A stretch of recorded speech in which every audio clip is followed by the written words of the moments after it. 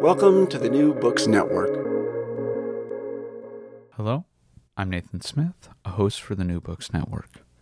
I have the pleasure today to speak with Matthew D. Morrison, Associate Professor in the Clive Davis Institute of Recorded Music at New York University, about his book Black Sound, Making Race and Popular Music in the United States, which was published by the University of California Press earlier this year.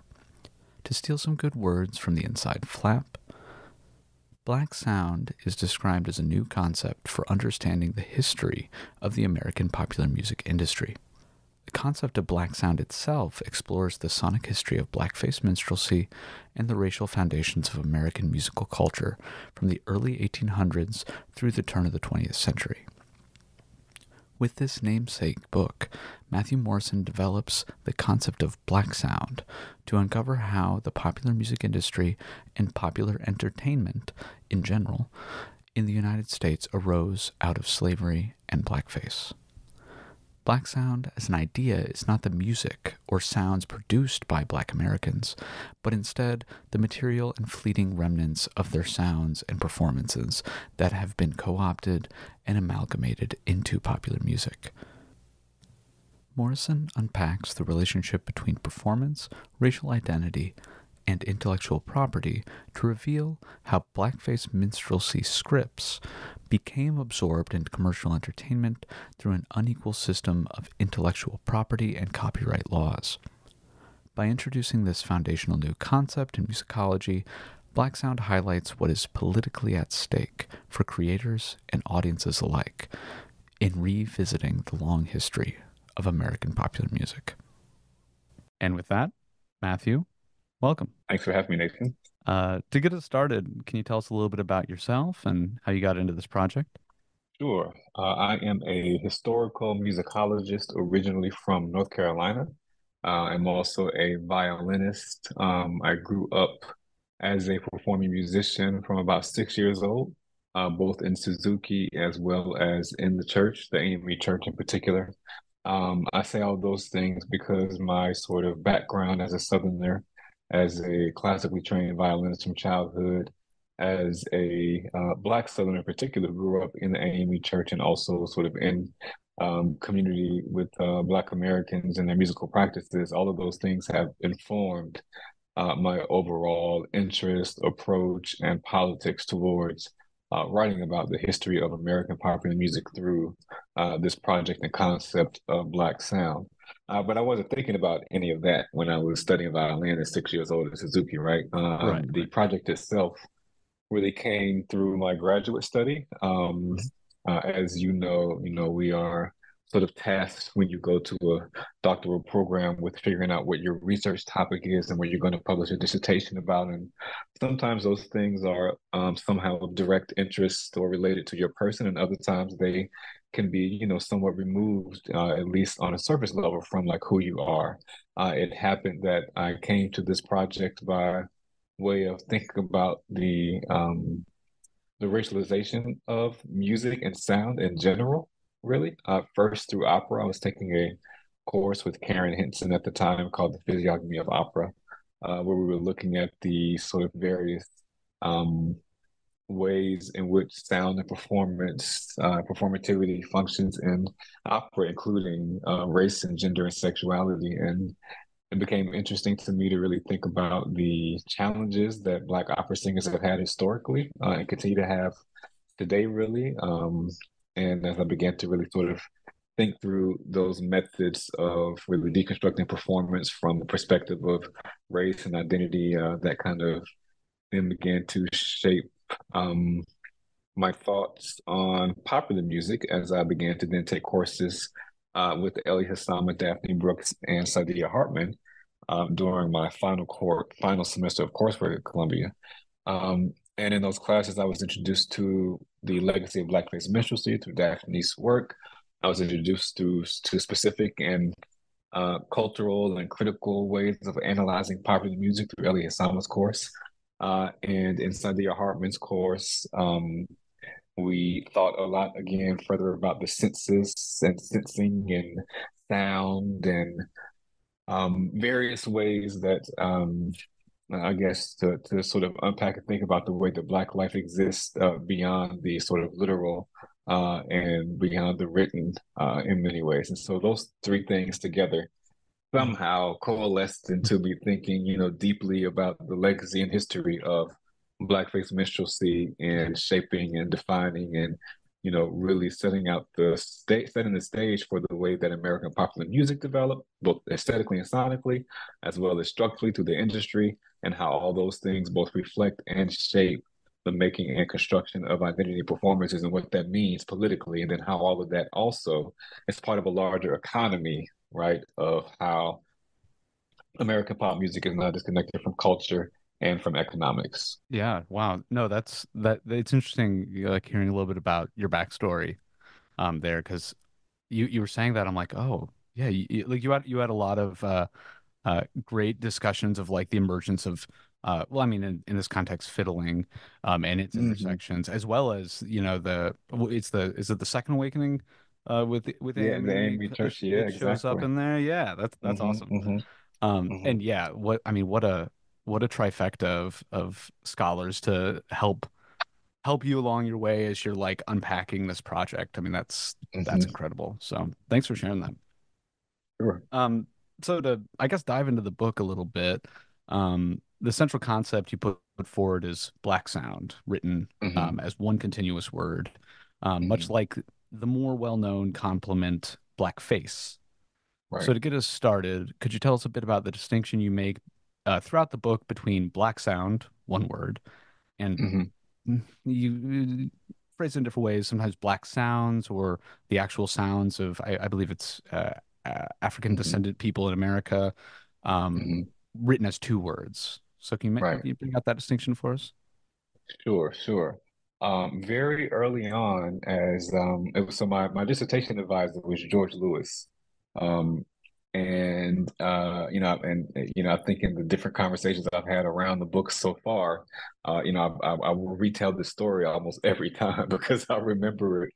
At least in my memory, this is what it Mhm. was like for me. But at any rate, as I was trying to work through all of these different things, because at one point I was writing a dissertation that was like sound in the construction of race from the Enlightenment to the present. Like that's where I kind of started. Yeah, yeah. You know what I mean? Imagine the hubris, right? A dissertation, okay, covered all those centuries. Uh, But anyway, George is like, oh yeah, sure, okay. But basically it's like with this black sound thing, like you got something there. So like, yeah. really, spend some time unpacking what it is that you're working on here. And, quite honestly, I didn't fully understand what I was trying to articulate until I finished the book. And so we're talking about, Mhm. 12 years ago when I started the dissertation. Yeah. Um, and what was that? Was it longer than 12 years? Yeah, it was 2010, so 14 Mm. years ago. Jeez. That's when I began the proposal and Sure. that kind Yeah. of thing for the Yeah. project. So at any rate, and and I think George knew what I was trying to get at and was trying to help me to articulate what it was that I was getting at because he knew I was getting at something, right? Like, I mean, Right. that's a lot of sort of, circumnavigation there, but that really is sort Mm. of what I mean. And it took me some time to really figure out what I was getting to, but what I knew that I was not doing was trying to describe all of the sounds of Black Yeah. people in one project because that is impossible, first of all. Right. You're right. Also, there are many volumes and written work and, just discourse, over and over about the making of Black music of all types, right? We Yeah. can think of people like Eileen Southern who have really helped to lay that foundation for us in the contemporary, American musicological landscape, right? And so the music of Black people has been written about, continues to be written about, and I also wrote about it in this book, right? Hmm.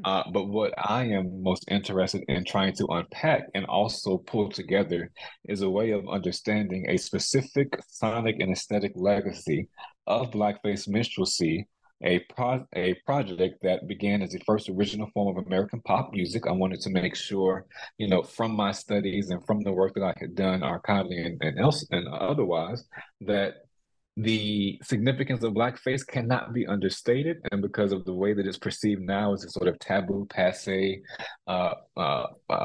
performance practice or what have you, it has not historically really been, I think, presented as critically to the general public as it could be in different ways. But then there's been plenty of writing about blackface and good work about it over time. And there's, work by people like Spike Lee's Bamboozled, right? So there's always been a conversation about blackface as long as blackface has been around.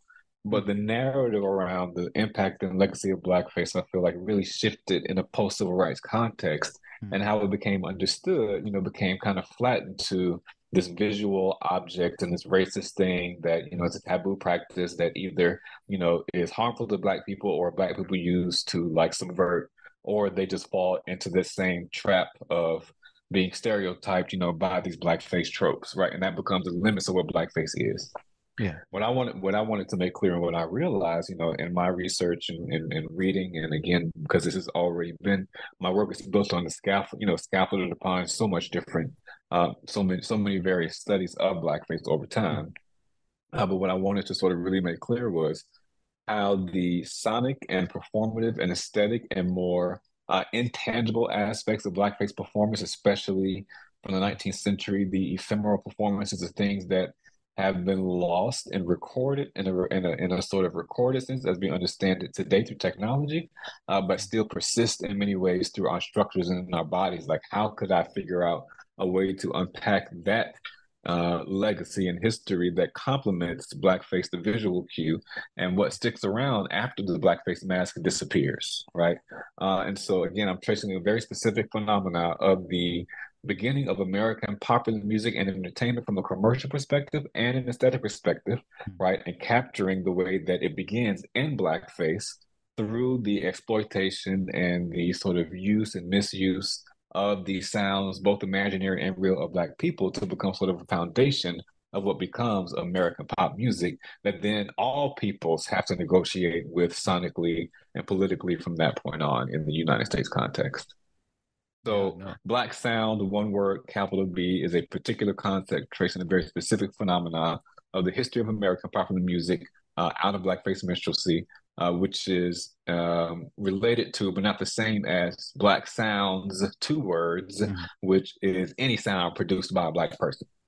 No, beautiful. That's there is some kind of like just like that just came out to me like through what you were just saying was part of this we're going to get to it a little bit later, but part of this has to do with this construction of like raw material of blackness that can then be captured and capitalized on monetarily, intellectually, um, like that process that keeps going. There is almost something similar that goes on when blackface becomes taboo. It's like in Mm-hmm. limiting the history of blackface minstrelsy Yep. strictly to the scopic, the Mm-hmm. visual regime, you Mm-hmm. are simultaneously it's like you're trying to be done with it. And Exactly. so, and Yes. like don't look over here as I continue to do the same things Yep. sonically, visually, And etc. structural. Yeah. Exactly. Yes. Precisely. Yeah. Nice. Beautiful. All right, I guess diving a little bit into because I mean this text, it's more, it's interesting the way you bring this out because half it feels like half the text is what you might just what has been called, or I guess the study of just blackface minstrelsy. And then the Mm-hmm. second half kind of opens up at the emergent, or as we transition into the 20th century, and Mm-hmm. how after the burnt cork is off, the Mm-hmm. sound continues in its wake. So the text kind of covers 100 years roughly from Mm-hmm. 1820 to 1920-ish, as Mm-hmm. well as some contemporary shout outs. And it's roughly chronological.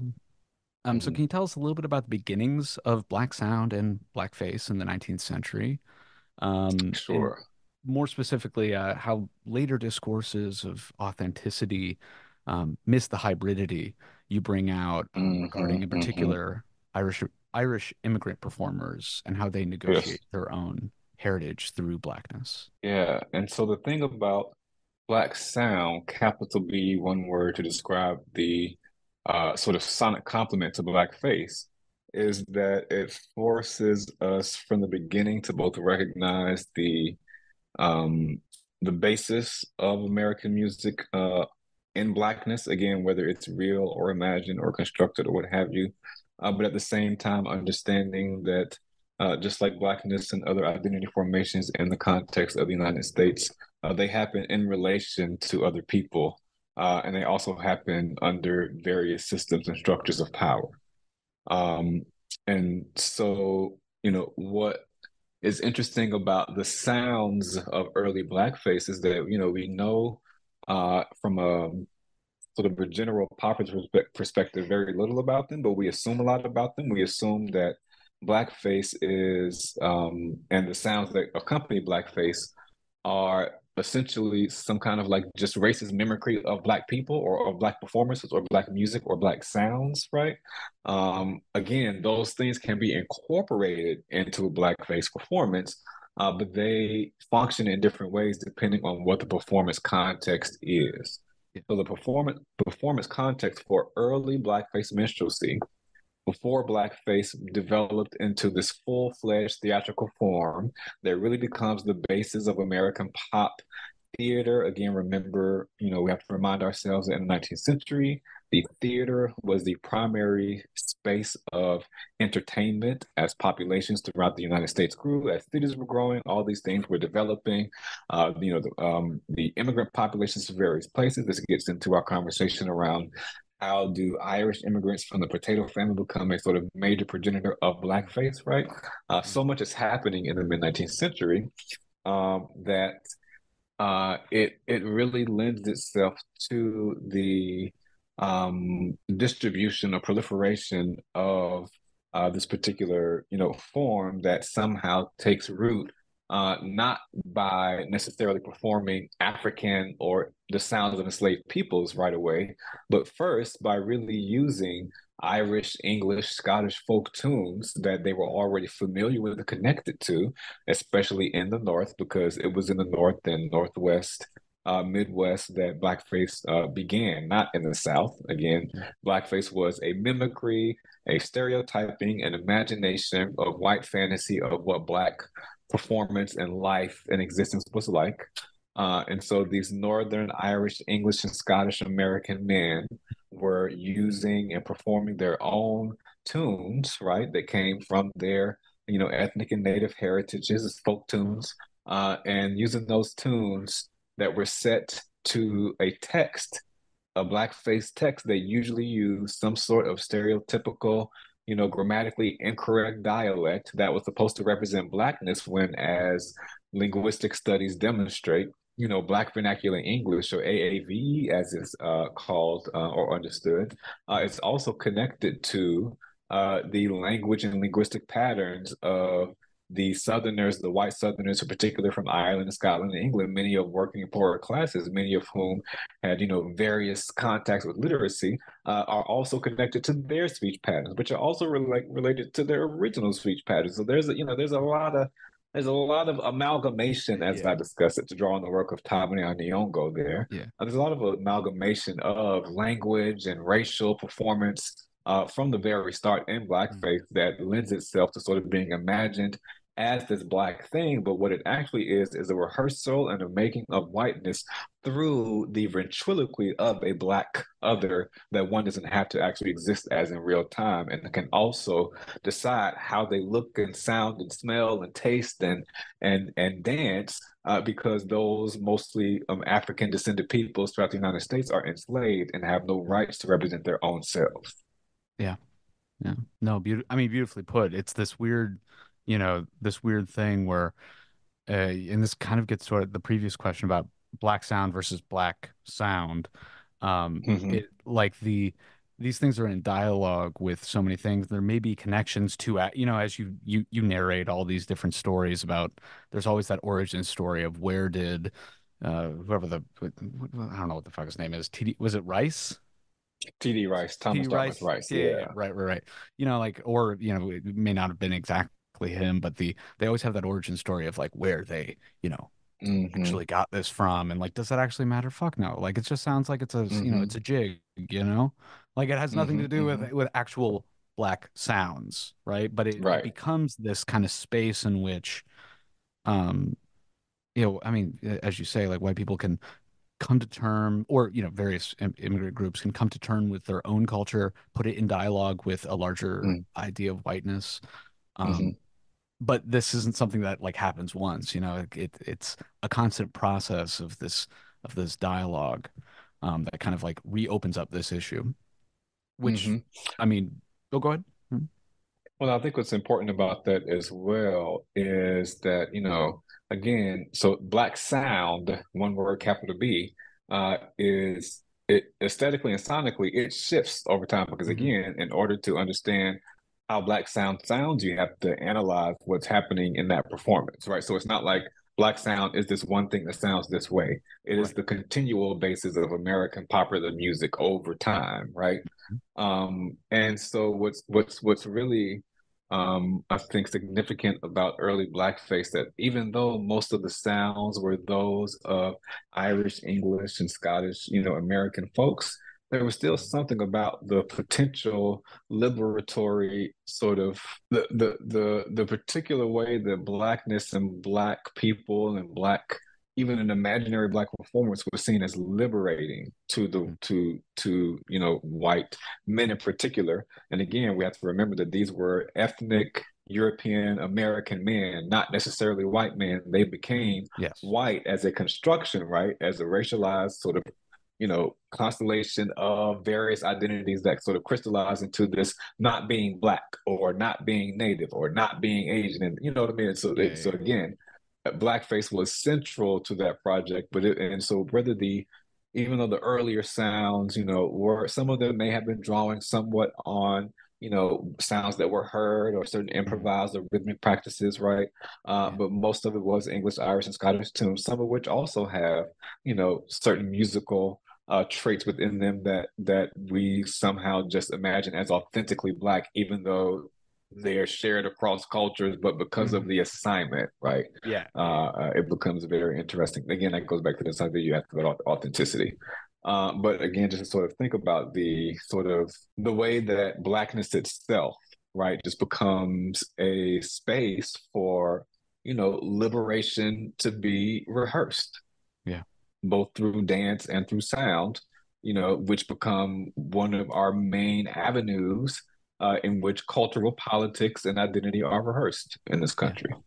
Yeah. Yeah. No, yeah, absolutely. And to, I guess, just provide some of the, like the background context with this, which you bring out in the book. And it's also, Nell Painter has also talked about like the various enlargements of Mm-hmm. whiteness. And just to your point that these people weren't, like calling them white is kind of disingenuous. Like it's not really capturing the historical situation. They Mm-hmm. were racialized in their own ways, especially in like as you said around the potato famine. If we're around mid-century, mid 19th century, early to mid 19th century, we have lots of German and Irish and Mm-hmm. Scottish immigrants, and then later on, which we'll get to a little bit here in the subsequent chapters, there's like another wave at the end of the 19th century into the 20th, which is primarily Southern and Eastern European Mm-hmm. immigrants. Europeans. So Mm-hmm. these are Mm-hmm. the Italians and predominantly Jewish people from Eastern Mm-hmm. Europe. And yeah, no, you're right. These things, they, calling them white is an oversimplification, and it kind of misses the process or like the function that as you're kind of bringing out. Black sound was used to negotiate, like that whiteness Mm-hmm. was something that was Negotiated. contested over and put into dialogue, or and often at the expense of positioning against blackness. Right. Right. And it is important to name it as white, right? Because like Yeah. Thomas Dartmouth Rice himself made sure to call himself white, right, in Yes. relation to Yes. not being the quote Negro that he was impersonating. But as you're pointing out, and as I try to make clear, it is the disaggregation of whiteness that I am engaged in that is important to do because that also disaggregates and breaks down the systems and structures of white supremacy that are attached to whiteness. Yeah. Right. Absolutely. All right. Well, I mean, especially kind of on this front, and especially this is like this site, this zone at which these things are negotiated. Your chapter on William Henry Lane, for me, was Mm-hmm. particularly enlightening and productive in unpacking this dynamic of masking and blackness and identity. So can you tell us a little bit about Lane and his performance in and out of blackface? Mm-hmm. Mm-hmm. William Henry Lane is a really interesting and sort of an anomaly of of American character. One who was as famous in his time as P.T. Barnum, who was his producer, essentially. P.T. Barnum, who we know to be one of the most exploitative entertainment Yeah. originators in the context of the United States, right? That movie that they made about him was definitely a fantasy because he was quite a violent and exploitative character. But at any rate, William Henry Lane was this free black man from Long Island. I have to make sure to get these facts right because there's so many in the book. And also just, years and years of archival sort of research and work around blackface, you're like, whoa, my head is not sort of really built, honestly, to hold all that stuff. But I try. At any rate, he is from Long Island, Yeah. New York, and he was, born in the mid 19th century, uh, early to mid 19th century.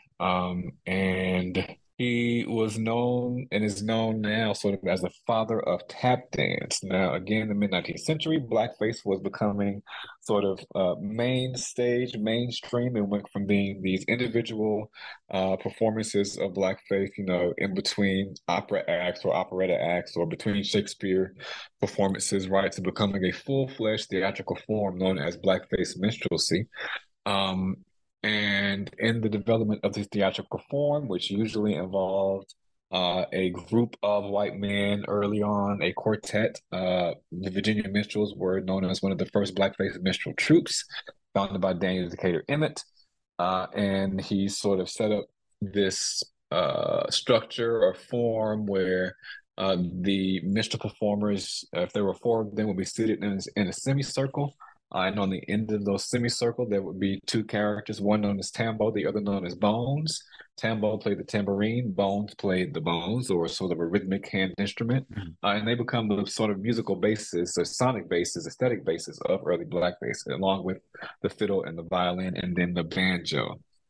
So the banjo as an African instrument was sort of, again, stereotyped from by white Americans to sort of take up the instrument that was most customary to Africans on plantations throughout the United States, which is the banjo. And then again, so this sort of string band formation becomes the early aesthetic foundation of early blackface, right? Now, again, and most of these performers were Irish, English, and Scottish American men, white men. It was discussed over and over, especially as blackface became to be more popular. And it was also, we're talking about the 19th century, Victorianism, puritanical sort of structures of American, conservative religious society, Christian society, and so Protestant in particular.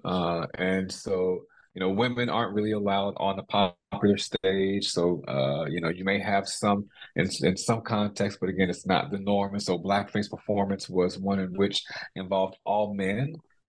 There were women in the audience, and there were instances later in blackface where you had more women participating. And in the UK, actually, early on in blackface, there were women troops, but in the US context, blackface was a man's game, and it was a white man's game. However, the performers, as they began to become more and more competitive because they realized that blackface was going to be the main sort of stay of what the early American pop music industry would allow for sort of economic gain, they began to really try to up their acts, and in doing so, were going and trying to figure out how to study or how to observe or how to draw on actual performances of Black people. So over the course of the 19th century, you have more and more infusion of actual Black performance practices, both from white observers in blackface as well as directly from Black performers, who eventually, by emancipation, were then allowed to perform in blackface. But before that, it was stated quite overtly that white Americans, white patrons, did not want to see Black people performing blackness. They wanted to see white people performing blackness. William Henry Lane was the exception to this rule. And there were others, but, so I'll also talk about these other figures, like figures in New Orleans, a figure by the name of Old Cornmeal, who was a Black street hand performer, right? Like there are these little shining figures that kind of disappear and show up in various periodicals and such. But it's clear that even as we don't even know their names now, that in their time, they had as much influence on shaping the way that white Americans sort of moved and imagined their bodies as Michael Jackson did in his time, right? So that is who William Henry Lane was, pretty much the first Black superstar whose movement and whose dance and whose performance had such an impact and was so different and was so innovative in relation to the sort of curated performances of whiteness and blackface, right? That he not only took the dances of the Irish competitors and the English competitors, so like taking the Irish jig that they were doing in blackface and sort of like, using that to incorporate their imaginary of like Black African shuffle dancing was. William Henry Lane would take all of that, re-perform and mimic their dances, and then improvise something totally new on top of that to then, become this huge sensation first again, performing on street docks and in other places, for money around the city of New York, but then being picked up by Barnum, who initially, when Lane was very young, had Lane performing in blackface because again, they did not want to see Black performers on the stage, but eventually realized that Lane's blackness itself had potential to be a novelty.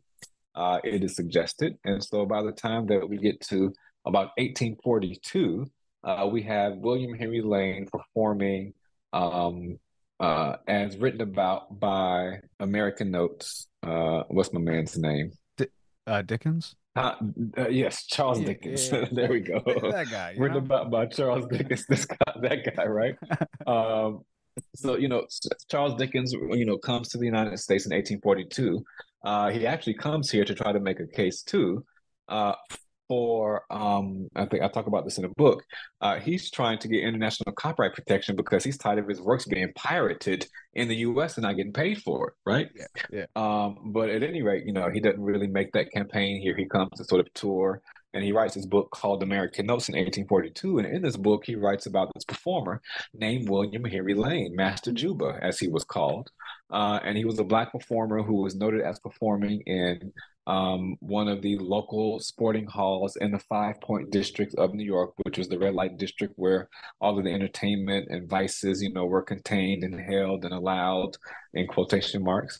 And he is sort of written about by Dickens, who, again, he becomes a sensation, in the local New York halls and through Barnum, and then eventually he joins some of the biggest white minstrel troops like G.W. Pell Serenaders, who then take the Serenaders all the way to the United Kingdom. Well, William Henry Lane becomes a sensation at London's Vauxhall Gardens. He performs throughout Scotland, throughout England, and essentially, again, like I said, becomes one of the first international pop stars to really reshape the way that European and American white bodies imagine themselves being able to move, even as they were imitating and replicating and sort of stereotyping and imagining their own freedom through blackface and blackness without having to be Black, right? So there's so much going on, and he remains kind of an anomaly until the Emancipation era. So like right around the sort of end of the antebellum era, leading to the Reconstruction era, you have more Black troops like the Georgia Minstrels, who were composed of some formerly enslaved folks who began to perform and began to basically knock the white troops out of popularity because their performances were seen to both be more authentic, quote unquote, because they were Black people, even though they were performing this caricatured sort of structure and racist stereotype of blackface. But then they were doing it and they were inverting it and improvising upon it and incorporating their own innovative musical practices in ways that kind of made the sort of commercial side of white blackface performance obsolete, such that white blackface performance becomes more embedded into like the everyday quotidian, to where you'll see that, I just recently did a presentation at the Brooklyn Historical Society, and we went through the archives, and the first Unitarian Baptist church there, right, we found a picture from like 1916 or something around that year of a group of like 40, maybe 40 or so white ladies in blackface. The first Unitarian, but again, blackface was one of the main. It was big in fraternal orders, right? You could see blackface as the sort of basis of almost every facet of American pop.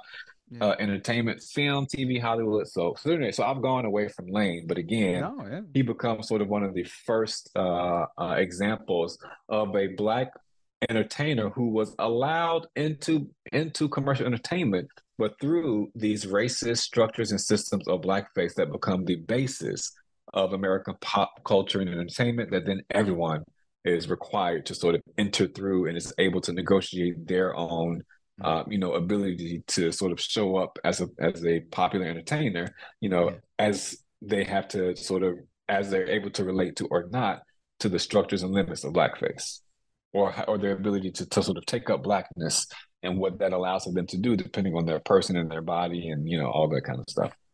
Yeah, no, no, that's very well put. And yeah, I mean, like it's focused so many of these chapters, like you, even when you assign, like the first one's kind of on Rice, and there's another one, and then there's this one's kind of on Lane, the next one's more or Mm-hmm. less on Foster, Whitmark, but you're Yeah, also you're right. allowing them to be kind of like a central touch point that then spills out into these Mm-hmm. larger, because like it's about Exactly. they're standing in for like a larger, like chorus of or Yep. social force that's going on. Yeah. They just happen to be very key because I had to choose what Yeah, figures were going to make it into the book, right? sure. Yeah. It just happens to be that they all are very key figures, but they're Mhm. figures, like you said, is kind of about, but the chapter's not just about. So and Yeah. every chapter is like that, right? Like every Yeah. single one, I'm Yeah. zooming in on particular characters or case studies, and then zooming out to understand how they fit Mhm. into a larger context, and then what that allows us to consider in our analysis of how Black sound is functioning at particular moments. Yeah. Yeah, no, and the next chapter actually that's kind of an interesting little segue to this because you bring up Stephen Foster. Mm-hmm. And you note kind of a shift in tone in in minstrel tunes with Stephen Foster's more sentimental ballads. Mm-hmm. And to your point of like, how do I select these people to stand for larger formations? And sometimes it's the stories we tell about them that help you, Mm-hmm. like Mm-hmm. put the finger on it. And especially with Stephen Right. Foster, plenty of Yep. historians have attempted to, purify him and frame him Mm-hmm. as this progressive, American voice, especially Mm-hmm. because, he was a little bit more sentimental, as you say. Mm-hmm. Mm-hmm. But you don't let him off that easy. Yeah, and Mm-hmm. again, it's not so much about Stephen Foster as a person, although Mm-hmm. it's also that. But it's you navigate that well. So Mm. how do you see sentimentality functioning in Stephen Foster's work? Yeah, that's a great question. So pushing against and challenging this idea of Stephen Foster, who is, known, quote, affectionately as the father of American popular song, who until very recently had a statue made in his honor in Pittsburgh that had him sort of sitting atop, of some structure as a blackface-like character was like below him, kind of like feeding him tunes, essentially. That is sort of, the very nostalgic, uh, there's a word I'm looking for that I'm missing right now, but just the sort of painting of Stephen Foster as this benevolent, right, Yeah, right, sort of person and composer, right. in some way who was trying to humanize Black people, at a time where they were facing. Okay, the reality is that Stephen Foster was a one of the first people to be considered a composer of popular music is because he was first a capitalist. Okay, the man was trying to figure out how to make a career as a composer of popular music, and the most lucrative form of American pop entertainment at the time was what? Blackface, right? So Stephen Foster, as a composer, had tried his hand at composing other tunes. He was very skilled and trained across a number of styles. He was, trained by one of the I think one of the most um, uh, popular or well-known German musicians in Pittsburgh at the time, in classical music. Right, he studied the balladry of Thomas More. Right, he studied Beethoven. Right, he also apparently studied or somehow had contact or relationship to spirituals and to black music and some black religious or church music potentially in some way. And so, Foster was a very skilled composer who decided to go And in his own words, and many times, like would say, I have decided to take up blackface to elevate its status, not to elevate black people, but to make it more palatable to a larger white audience, so that we can sell these records, basically, Yeah. right? Yeah. Also, to be clear, this sort of narrative around Stephen Foster being constructed, as the father of American popular song, who was sympathetic to black people, and so we are able to look at him with a kind eye in a different light and much softer. So I'm not here to attack Stephen Foster. I just want us to again Yeah. have a historical reality around how these things function and why politically, this legacy of blackface is very important to Yeah. pay attention to, right? Absolutely. Because Stephen Foster also was an ardent Democrat. Okay, the Democratic Party, which emerges in the mid 19th century, early to mid 19th century, in relation to Andrew Jackson, right? General Andrew Jackson, who himself was an Ulster Scot, right? So he was not a recent Irish immigrant from the potato famine. He was a wealthy plantation owning, long time Irish American, right? So which is a whole different class. And he was also Protestant. So a whole different class from the Irish Catholics who came here in the 1840s, who Jackson helped to galvanize into a singular, again, a class of whiteness, white males in particular, when he was like, hey guys, right now, we can actually, you can have some power too, not just white men like me who have money and who can vote, but, and who own property. But y'all, if you get behind us and support us as a sort of party, a party of small government, a party of states' rights, a party of this is how the Democratic Party emerges in relation, right, and sort of in opposition to the Jeffersonian Republican Party, right, that had been sort of already there's a sort of basis in sort of a post-revolutionary context, right? Yeah. And so, Andrew Jackson helps to unify white men across the country of various classes who saw themselves as, salt of the earth, working class Americans somehow, even though they had just gotten here themselves, right? Had been here even as long as some of the enslaved Africans who were here in the country already since the Revolutionary era before. Um, and sort of create this idea of the Democratic Party emerging again in opposition to the Democratic Republican Party, and they become the party who is pro-slavery, anti-abolitionist, pro-states' rights. They become the party behind Andrew Jackson that sort of really enables and rallies behind the genocide of indigenous peoples. The Trail of Tears happens under Andrew Jackson. So Stephen Foster was such a Democrat, and his family were such ardent Democrats that they campaigned for local Democratic politicians in Pittsburgh. Stephen Foster also wrote campaign songs for James Buchanan, who eventually became the Democratic president of the United States, right? And so, you have, and we also know that Stephen Foster was a contemporary of Frederick Douglass, an abolitionist. Okay. The North Star, which was published by Frederick Douglass, a black newspaper, right, that was sort of used as a way to sort of further the abolitionist cause. Frederick Douglass wrote vehemently against blackface, right?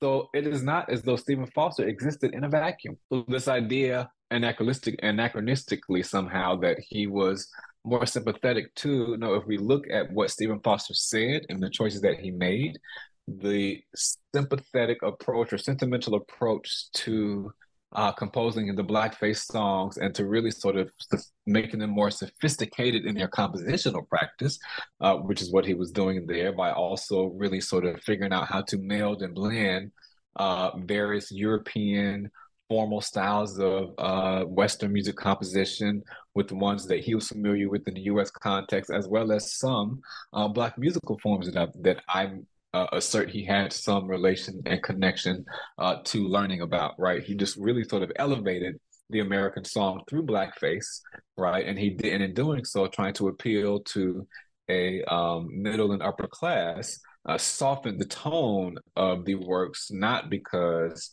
it's nowhere has it been demonstrated directly that he did so because he was and somehow sympathetic towards Black people. And whether he was or not, it did not benefit Black people who were enslaved. And if he wanted to do that, he could have written abolition songs because he wrote pro-democratic ones. So, Right. if we're going to project on Stephen Foster, then let's do it, with some accuracy, I think Yeah, is yeah, yeah. important.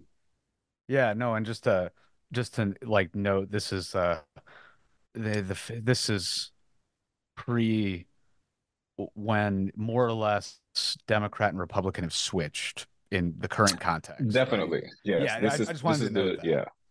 Yeah, that yeah. like, you know, The that Democratic Party as we know it today is not the same Democratic Party that emerged in relation to yes. the Jeffersonian Republicans Yeah. Yes. of the Yes, early yes, yes, 19th yes. century. Yeah, because you're saying all this stuff about like 19th century Democrats, and I'm just like, where have I heard this before? This like rich white landowning person who's like, you too, poor Yeah. people could, yeah, yeah, yeah, right. Oof. Where have we heard this before, Yeah, right? where am I currently hearing this on the news, you know? But It's um, really wild. yeah, Populism. And you also see that that person directly references Andrew Jackson, like as yeah, a, yeah. as their, figurehead in lots of Yeah. ways. Yeah, yeah, yeah.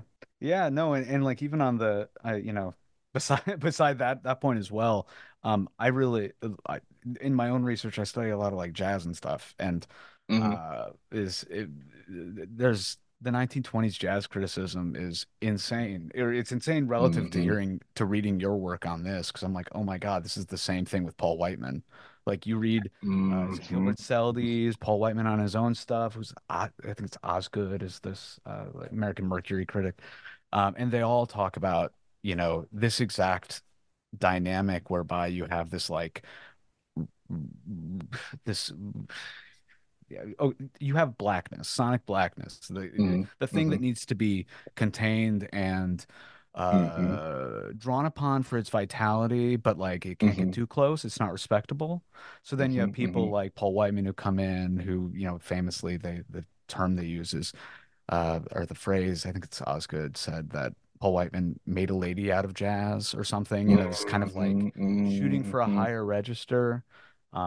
Part of it hmm has to do with class, part of it just has to do with like trying to reach a larger audience, larger predominantly white audience. White audience, yeah. Yeah, yeah, yeah, yeah. Like it's Yeah, I mean, and we see it. yeah. You can trace that from blackface through Mhm. almost every genre of American popular music. This is Oh, also hell the yeah. reason that Yeah. I call it black sound, right? And so Yeah. rock and roll happens in the hmm same way, where they're literally taking and looking for, the songs that were on the top of the R&B charts, Yep. taking them from the records, and re-recording them with white artists, and then you get Pat Boone doing Tutti Frutti hitting top on the charts, while Little Richard is, Yeah, nowhere as right. close, right? And then Yes. becomes known as, and then the sound is hmm adjusted. Same happens with disco, house music, EDM. I mean, it's It, over and over. I just like to make it clear that it started yeah. in blackface, and that's why we're calling it black sound, because it persists through the Mhm. sound, right, and the Yeah. structures, and it Yeah. Yeah. sometimes also extends or transcends the sort of immediate way that we think that these things get racialized, Mhm. right? Mhm. In a lot of ways, it becomes more and more complex, even though it's coming Yeah. from the same root. No, absolutely. Absolutely. No, and that's like I said, I don't know, my brain always went like, yeah, I'll go back to like, start of the 20th century. I'm reading this, I'm like, oh, it's and this might just get to like some of the discursive stuff and kind of what you're bringing out here is like I Mm, knew I guess kind of like the black sound because when I first read it, I was like, oh, this must be about this dynamic, and I was like, oh, that's a cognate or an analog or as mhm, you write, a complement of blackface, and it's this weird thing mhm. where it's like, for some reason, in my own discursive stuff, I knew minstrelsy was behind all this shit. Like Ted Lewis, Yeah, that's but just how? minstrelsy, you know, and Yeah, then yeah, and yeah. then like for some reason, it's just interesting how this like me approaching my own work, how has like the presence of a mask, this stupid, like just one, like Mm, why am I letting one sense be like, yeah, I might mhm, as well just start with Paul Whiteman-ish type stuff. So mhm, I mhm, guess that's my mhm, own like, mhm. personal like coming into this like, oh fuck, this Yeah, this goes deep. Um, yeah, yeah, it really does. yeah. All right, well then let's go just a little bit deeper because there, I guess two things. I don't want to take up too much of your time, but in particular, something that we've touched on, and it runs throughout your entire book. And I thought for a while whether when to bring this up, like at the very beginning, Mhm, or kind of like when mhm, it really when it comes a little bit more to the fore at the mhm. back of the book. But can you tell us a little bit about like I don't know, I thought of it as like a process of capture or mm, rendering legible. Um, mm, with the processes whereby, and in particular in relation to like intellectual property and copyright law, mm, these things come to be presented. Like it's right, like how is it presented? What forms are allowed to be presented? right, Who's allowed to make that presentation? mm, So yeah, I was wondering if you could tell us a little bit about that, which has a long sure. history. But in particular, It does. Tim Panally, and the music publishers start coming in. Yeah. So intellectual property itself is a modern concept, right? It really doesn't emerge until the 20th century, but then we used it retroactively to encompass all things that we consider to be to be protectable in some way, right? Under copyright, and so patents, trademarks, copyrights, those are all things that are considered to be intellectual property, right? And so, what my project, what Black Sound is also doing is that as I'm trying to draw on the aesthetic and the sonic, I'm also attempting to demonstrate how the aesthetic and the sonic are not separate from notions of property, which are at the economic foundation of this nation, right? And the way that I try to demonstrate that those things are inseparable is by showing how African Americans were themselves considered to be primarily sources of property at the time in which American popular music developed out of this legacy of blackface, using some semblance of blackness, which itself was void, right, of an ability to consider or claim a sense of ownership or property, and then to be able to gain some sort of economic footing or traction from taking up the sort of new modes of musical property that are recognized through either copyright law and sheet music or are recognized through the rewarding of some sort of live performance, right? And Mhm. so, right away, music property in the context of the United States um, is tethered directly to slavery, it's tethered to blackface, and it's tethered to how we sort of assign what is valuable under a copyright regime based on what is legible. And then who has the ability to do the reading and the writing and the determining of what is legible in the first place, Yeah. which in this case, in the context of 19th century slavery, are primarily white men, right? And so I feel like that was a little well, like like that the explanation there, I think I want to then sort of distill that down to say that in 1831, right, this is when sheet music became the first source of musical copyrighted material, right? So you could claim music in some way before, but it has to be part of a larger, like dramatic work, right? But in Like an opera. 1831, Yeah. exactly, right? But sheet music became copyrightable as an individual entity of its own in 1831.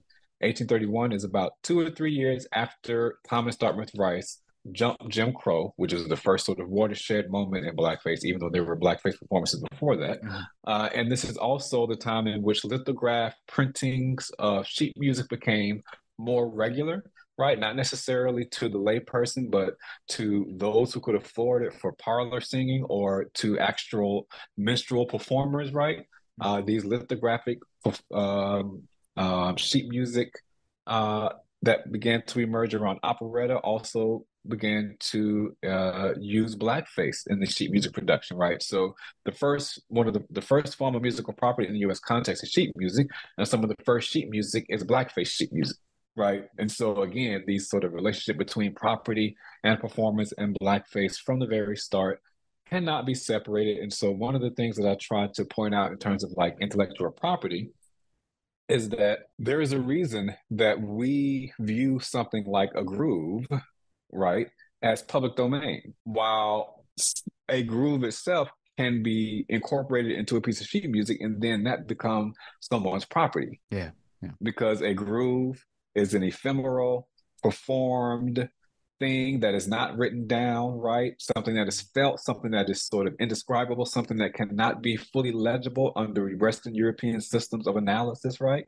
But you can capture aspects that can then go into a piece of sheet music that, if one has the access, can publish and then claim ownership over and then become the proprietary sort of owner of that thing, right? Yeah. But it doesn't matter again, if what they wrote down is based on a sound that was performed or heard, because that sound itself is considered to be up for grabs. And I make the claim that the reason that that sound is considered up for grabs is because ontologically we imagine intellectual property as something that is written, and we imagine it as only being able to be that, and that has a very specific racialized historical basis.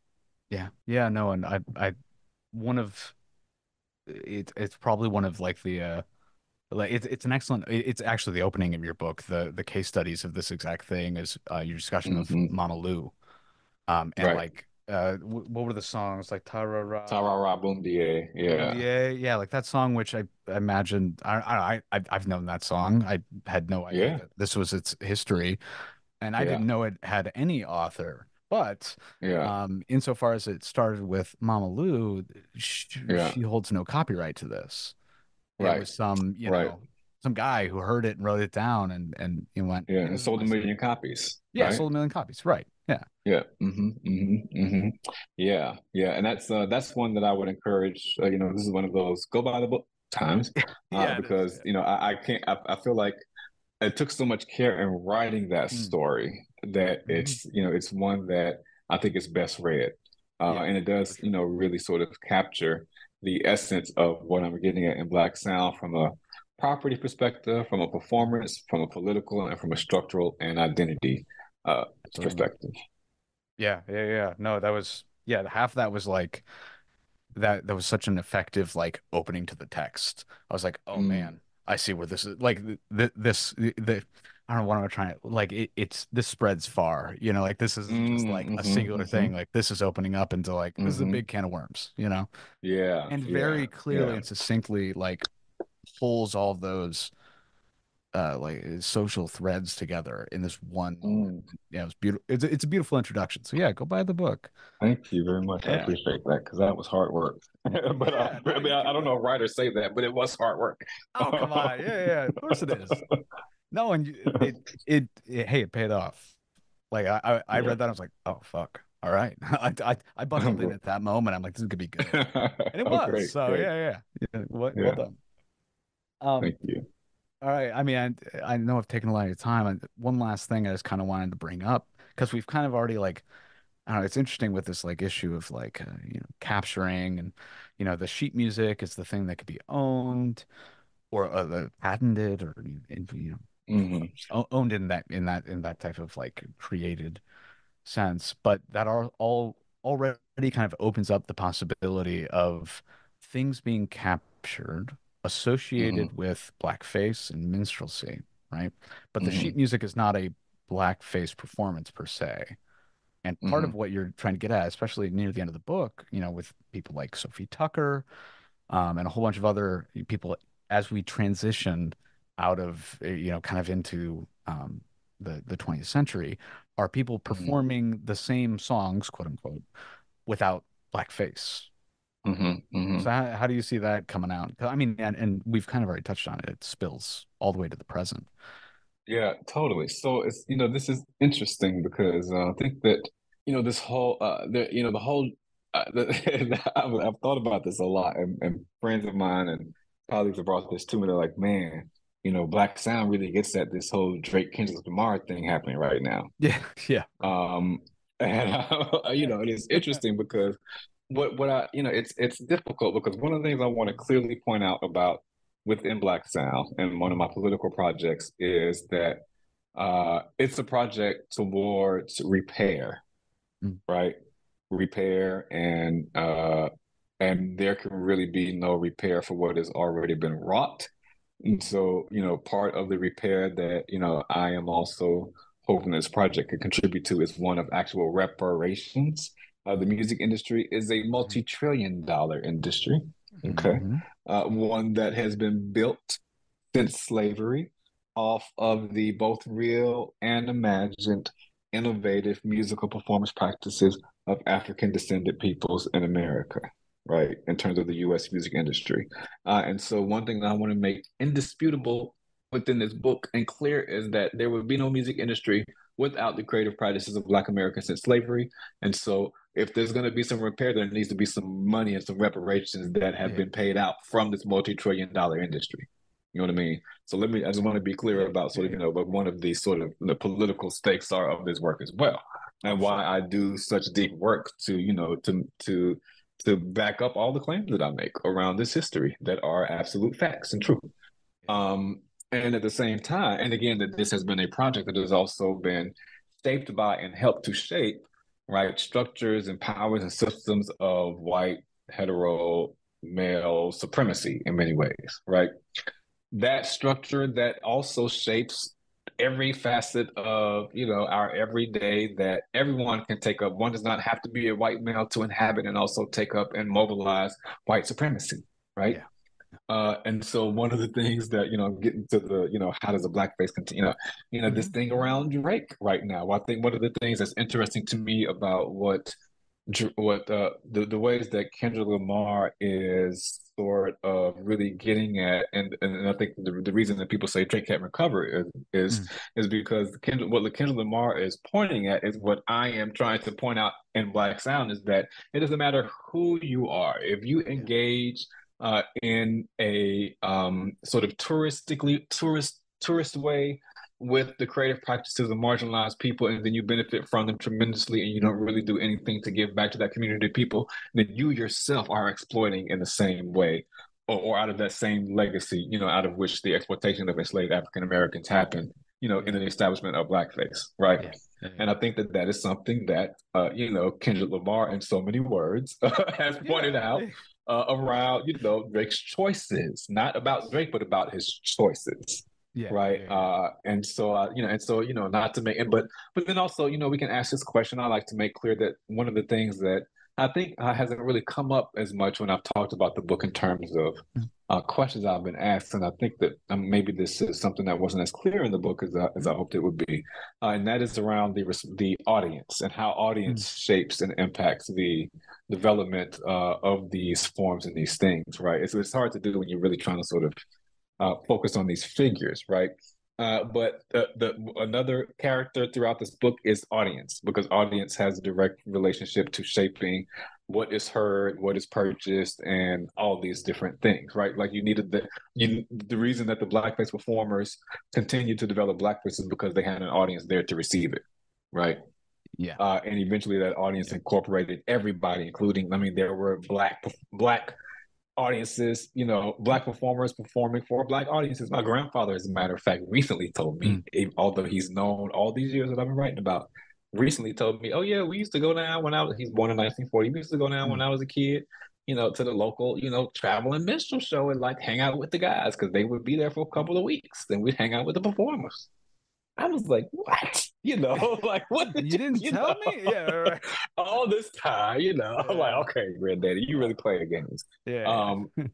But so, and I say that's it's it is quotidian, it's ubiquitous, it's all over. It becomes so embedded, and it's part of the fabric in so many ways that every person who enters into the American entertainment industry and every consumer is in some way engaging with its legacy, right?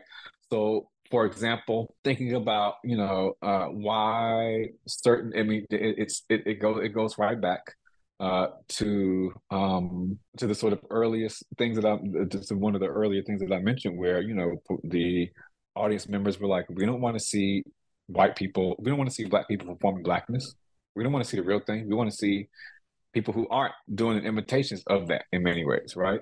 And so we have to ask ourselves why we, in the U.S. context, across racial demographics, why people are so fascinated, why it's just so easy in many ways for one who can perform some sort of idea of authentic sonic Blackness, but not be Black in a way that seems sincere, why a person like that can skyrocket, right? While it takes a Black person quite often, much more, time or what have you to even get to that space if they ever do, Yeah.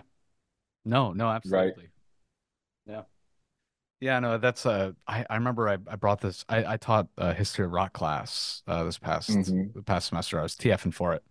And we were talking about authenticity, and I brought in, and I'm not sure if you know this rapper or whatever. M. Dot R. Okay. He's the Mm-mm. white British dude that's doing like dance hall and like Oh, yes, reggae I and do. yeah. I I was gonna say absolutely you've probably do. seen it, but Absolutely. Yes. Yes, and yes, yes, like yes, yes, yes, oh yes, my yes, yes. God. And like Yeah, yeah, yeah. and we were like trying to unpack that, and like I had one student who is like more involved in like or more knowledgeable and more like on has a finger on the pulse of like dance hall culture and stuff like that. And they brought up a whole bunch of like interesting stuff about like the cult, like the differences between American and British interactions, especially with the Caribbean and Atlantic diaspora, and his reception in Jamaica, which apparently is much better. But it's this Uh-huh. interesting thing where you're like bringing out that thing where like actually no, this had and either you can kind of see it both on both sides. When I see it, my Hmm. entire insides twist into a fucking knot, and I'm like, no, don't do that. No, and I feel bad, right? And that's the side when I'm like seeing, I guess, kind of the exploitation.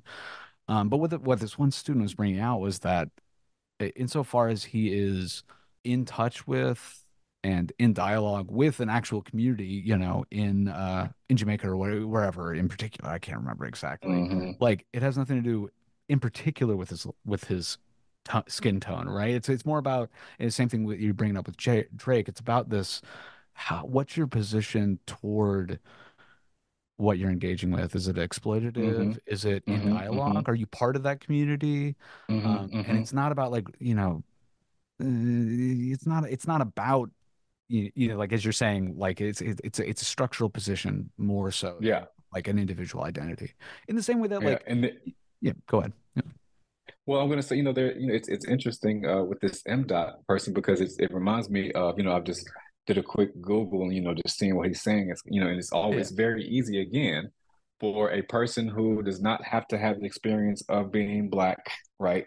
Which can lead in London, in New York City, to your death just by walking on the street very Yeah, easily at the hands of the police, sure. right? One Absolutely. doesn't have to experience that, so one can very easily, and because that's not one's condition, it's very easy to say, hey man, I'm just doing this thing. It's not a big deal. I'm not hurting anybody, right? Yeah.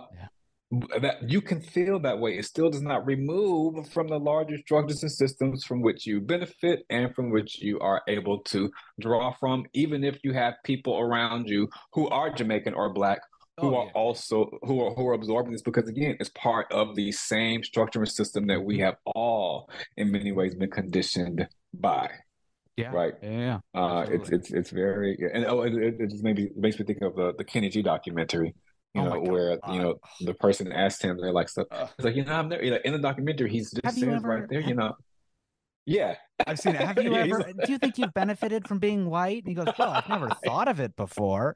literally says, I've never thought of it before. Oh my God.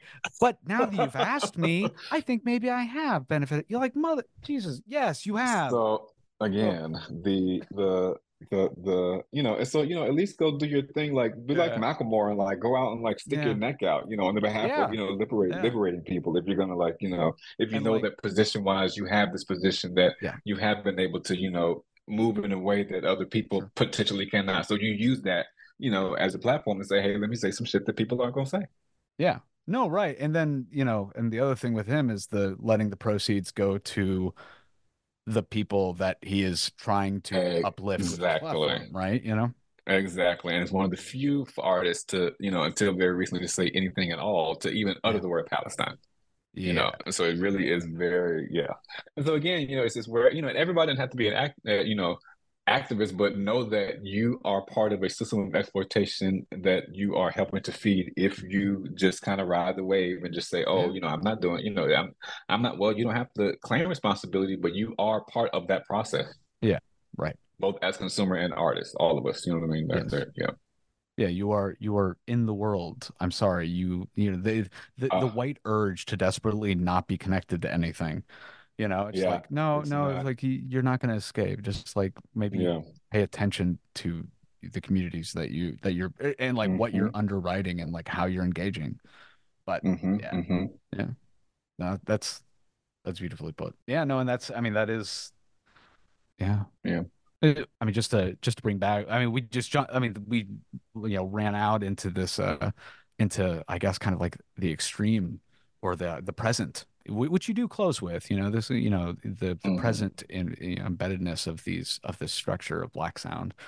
Um, but I just want to give, before we wrap up, want to give you one last opportunity. Is there anything that we haven't touched on? I mean, the book talks about so much, and we obviously can't cover all of it. Yeah, so much. Um, Well, I guess one of the things is, I in the book, mm, the most of the book in terms of um, location mm, and object analysis, right, is about live and ephemeral performances. yeah. And so sheet music um and descriptions of theatrical performances and other ways of church performances in religious settings and all that kind of stuff.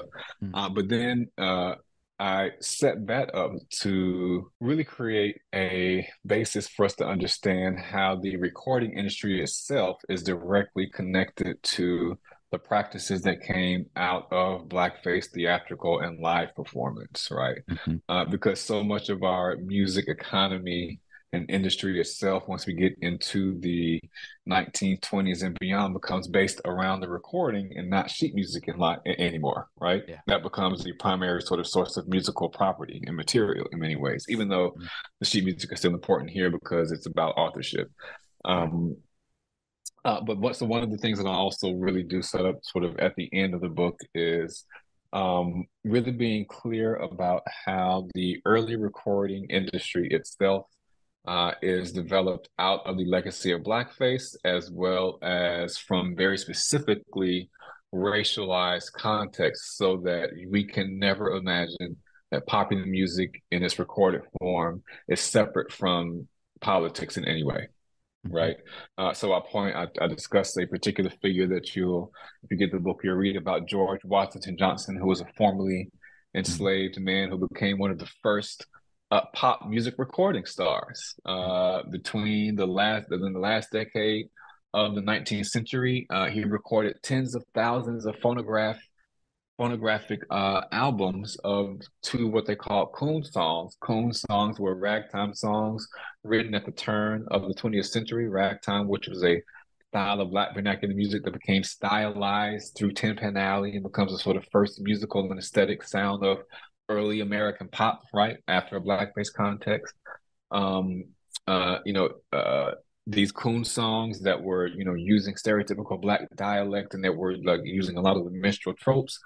Coon songs helped to mobilize ragtime, which is again this black vernacular form, into this new American style that helped to set the basis for what became known as Tin Pan Alley, both aesthetically and structurally. Well, George Washington Johnson was one of the first recording stars before recordings even became sort of the mainstay of the commercial industry, and he, again, I would invite you to read the chapter 5 there, but it really sort of discusses and lays out the ways in which the commercial recording industry, in a foundational sense, from contracts to master recordings, to the various ways that we sort of perceive of certain racialized individuals, like having to sound a certain way on recordings, all of that begins, in the late 19th century before we even get to the sort of proliferation of vinyl records in the mid 20th century. yeah, no, beautifully put. Well, Yeah. I mean, I've kept you on here for long enough, and you've been so generous with your time and your thoughts. So I just please, from the bottom of my heart and my dog's heart, who's staring at me, going, "Hey, it's about time. Go for that walk." Um, Right. thank you so much for taking the afternoon to talk with Matthew. Absolutely. Thanks for having me. Thanks for your Mm, questions. This is great. yeah.